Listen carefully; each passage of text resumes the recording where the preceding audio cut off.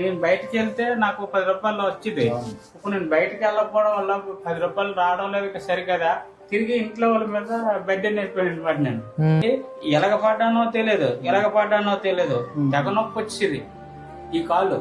ఇప్పుడు మానస గారు అని వాళ్ళ నాన్నగారు గుర్తుగా ఎవరికైనా మంచోళ్ళకి ఇమ్మన్నారు నాకు.